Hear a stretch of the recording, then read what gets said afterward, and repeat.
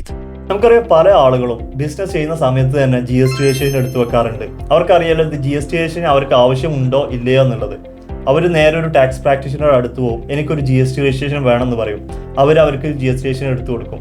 അപ്പോൾ ഇതിൻ്റെ ആവശ്യം നിങ്ങൾക്കുണ്ടോ? നിങ്ങളുടെ ബിസിനസ്സിൻ്റെ ടേൺ ഓവർ 40 ലക്ഷം വന്നാൽ മാത്രമേ നിങ്ങൾക്ക് GST രജിസ്ട്രേഷൻ എടുക്കേണ്ട ആവശ്യമുള്ളൂ.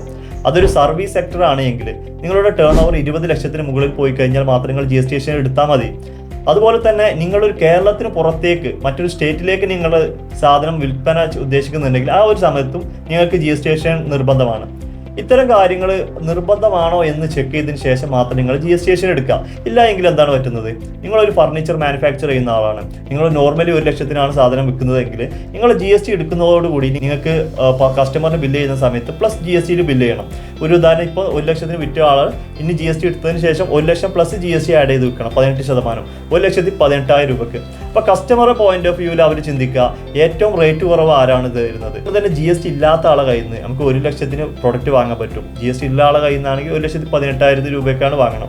കസ്റ്റമർ എപ്പോഴും പ്രിഫർ ചെയ്യുക ഏറ്റവും റേറ്റ് കുറഞ്ഞ് എവിടുന്നാണ് പ്രൊഡക്റ്റ് കിട്ടുന്നത്, അവർ നേരെ GST ഇല്ലാത്ത ആളെ കയ്യിൽ നിന്ന് വാങ്ങും. പക്ഷേ നിങ്ങളൊരു ടേൺ ഓവർ ലിമിറ്റ് ക്ലോസ് ചെയ്ത് കഴിഞ്ഞാൽ നിങ്ങൾ നിർബന്ധമായിട്ട് അത് എടുക്കുക തന്നെ വേണം. അപ്പോൾ നിങ്ങളുടെ ടേൺ ഓവർ ക്രോസ് ചെയ്യുന്നുണ്ടോ, അത് ആവശ്യമുണ്ടോ എന്ന് ചോദിച്ചതിന് ശേഷം മാത്രം എന്ത് ചെയ്യുക, GST അതുപോലുള്ള ലൈസൻസുകൾ കാര്യങ്ങൾ നിങ്ങൾ രജിസ്റ്റർ ചെയ്യാം. എന്തെങ്കിലും ഡൗട്ടുകളോ കാര്യങ്ങളോ ഉണ്ടെങ്കിൽ നിങ്ങൾക്ക് എൻ്റെ നമ്പറിൽ കോൺടാക്ട് ചെയ്യാം. എൻ്റെ number 9633387350. Thank you for watching.